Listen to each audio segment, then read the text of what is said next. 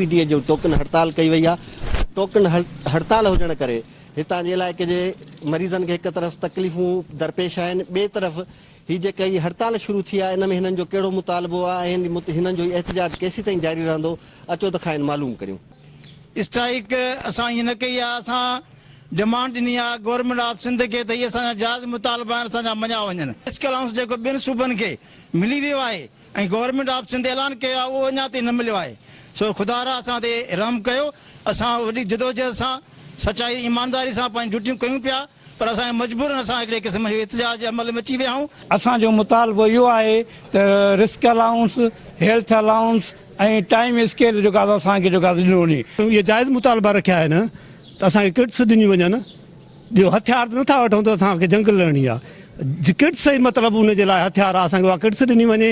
CM साहिब खे गुज़ारिश कयूं था, मिनिस्टर हेल्थ खे त महिरबानी करे असांखे इहे ॾिना वञनि जेको असांजो हक़ आहे। असां इहो मुतालबो था कयूं CM खां ऐं बिलावल खां त असांखे कंफर्मेशन ऑर्डर ॾेई असांजी बेचैनी ख़तमु कई वञे। जी नाज़रीन, अवां ॿुधो त हिननि जो मुतालबो आहे त जेसि ताईं असांखे रिस्क अलाउंस नथो ॾिनो वञे, असांखे PPs हिफ़ाज़ती किट्स ऐं ॿियो सामान नथो ॾिनो वञे, तेसि ताईं असांजो जारी रहंदो। कैमरामैन सजाद कलोड़ो सां गॾु अल्लाह बख्श कुरैशी, सिंध TV न्यूज़, नसीराबाद।